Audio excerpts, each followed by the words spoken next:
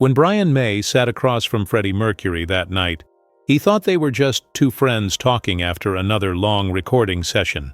But what Freddie confessed in that dimly lit pub changed everything Brian believed about him, about love, about courage, and about what it meant to truly know someone. For decades, that conversation remained buried in silence.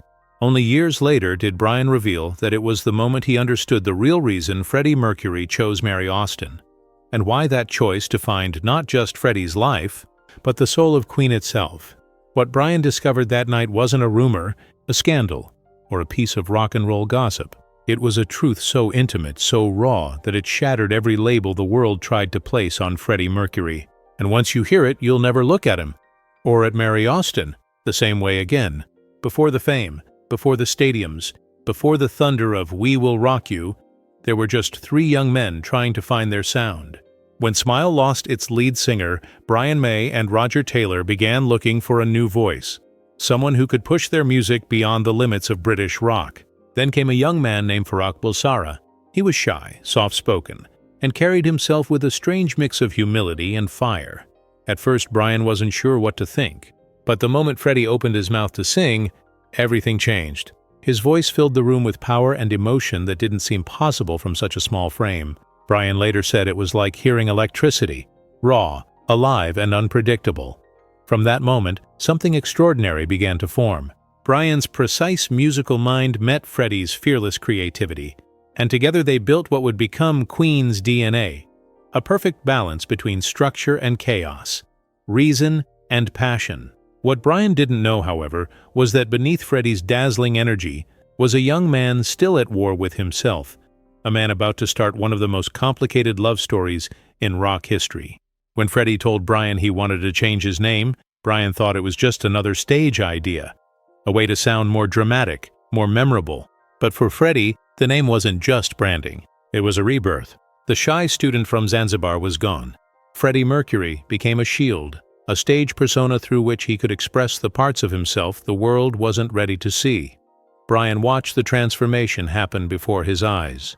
Off stage, Freddie was reserved and thoughtful, but under the lights, he was unstoppable, a living storm of energy and charisma. The two versions of him seemed to exist in parallel worlds, and Brian often wondered, which one was the real Freddie?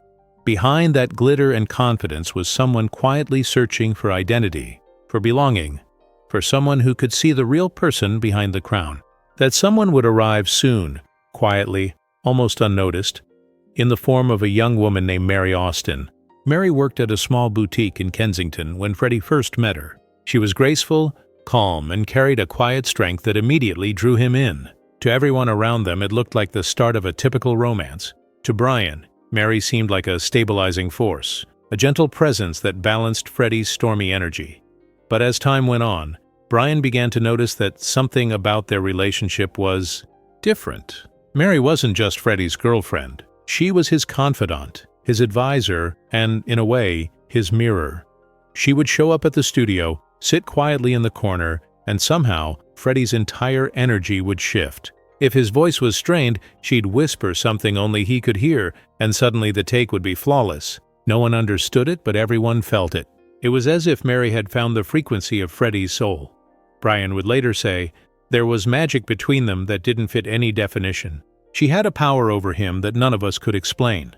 As Queen's fame exploded, the world saw Freddie and Mary as the perfect couple, glamorous, devoted, inseparable. But Brian saw a different story unfolding. The affection was real, but there was a depth to it that didn't resemble any romance he'd seen before. They were bound by something stronger than attraction. It was as if they shared a secret the rest of the world wasn't meant to understand.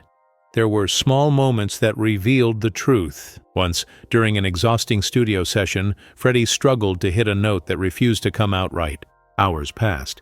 Frustration turned into anger. Then Mary appeared, quietly walked to his side, and whispered a single sentence.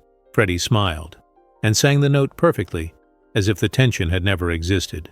Brian was stunned. It was like she unlocked him, he recalled. She had the key to something deep inside Freddie that no one else could reach. What? Brian didn't yet realize was that Mary was more than a partner. She was Freddie's safe harbor in a world that demanded he hide parts of himself. It happened one night after a long recording session. The studio lights had dimmed and the noise of the day had faded. Freddie and Brian sat together at a small pub nearby, nursing their drinks in the quiet corner of the room. The conversation started, as always, with music, melodies, harmonies, new ideas for their next song. But then Freddie fell silent. He turned the glass in his hands and said softly, "Brian, people sometimes play roles until they find themselves, don't they?" Brian didn't know how to respond. "What do you mean?" he asked. Freddie looked down, then met his friend's eyes. "Mary saw me before I saw myself," he said. "She understands the part of me I can't show anyone else." In that moment, Brian understood that Mary wasn't just the woman Freddie loved. She was the bridge between the man the world saw and the man he truly was. Freddie spoke about the pressure of fame, the fear of judgment, and the loneliness of being celebrated but never truly known. On stage, he said, "I can be everything, but when the lights go down, the world becomes complicated. Mary is the only one who makes both worlds feel safe." Brian would never forget those words. After that night, Brian began to see Freddie's relationship with Mary in a completely different light. It wasn't about romance, possession, or convention. It was about connection, the kind that transcends definition. Freddie once told Brian, "Mary isn't my girlfriend. She's my family." Mary accepted every side of him. She didn't demand explanations. She didn't ask him to be anything other than himself. That acceptance became Freddie's greatest source of strength. It allowed him to explore the limits of his music and his identity without fear. Brian began to understand that the love between Freddie and Mary wasn't fragile, it was fearless. They had built something that went beyond what society was ready to comprehend. But they were soulmates, Brian later said, but not in the way people imagine. They were bound by truth. As Queen rose to global stardom, Freddie's world became louder, brighter, and more chaotic. Yet through all the chaos, Mary remained the quiet constant. Even as their romantic relationship changed, their bond didn't break. If anything, it became stronger. Freddie once said that every song he wrote was a message to someone. And Brian noticed that behind the powerful lyrics, behind the operatic crescendos and stadium anthems, there was always a trace of Mary, her calm, her understanding, her presence. She was there during the highs and the heartbreaks, during the tours and the endless nights in the studio. And no matter how far Freddie pushed the boundaries of fame, he always came back to her. "The world saw a rock god," Brian said years later, but Mary saw the man behind the mask. It was that understanding that allowed Freddie to be both, the fearless performer and the fragile human being who needed someone to hold his truth. In Freddie's final years, as illness began to take its toll, Mary became more than his companion. She was his protector, his voice, his peace. She managed the details he no longer had the strength to handle and shielded him from the outside world that had both adored and devoured him.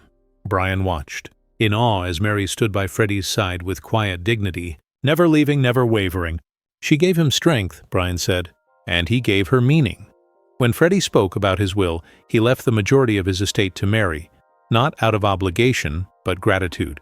He told her, "You've given me more than love. You've given me the freedom to be myself." After his passing, Mary continued to honor that promise. She guarded his memory, cared for his home, his cats, and his legacy. She kept the lights burning at Garden Lodge exactly as Freddie would have wanted. For Brian, watching her devotion was like witnessing love in its purest, most selfless form. Years later, Brian May would say that of all the lessons Freddie Mercury left behind, the most powerful wasn't about music, it was about love. In a world obsessed with defining relationships, Brian said, Freddie and Mary created something timeless. Their story wasn't about romance. It was about understanding, about two souls who saw each other completely and never looked away. Mary accepted Freddie as he was, and Freddie, in turn, trusted her with everything he had. That kind of bond is rare, the kind that outlives fame, tragedy, and even death itself. Every time Brian visits Garden Lodge, he says it feels like Freddie is still there. The piano, the garden, the paintings, all preserved by the woman who loved him without conditions. Some loves, Brian reflected, don't end. They just change form. Because in the end, Freddie Mercury didn't just leave behind songs. He left behind a living example of what love looks like when it's stripped of all labels and expectations.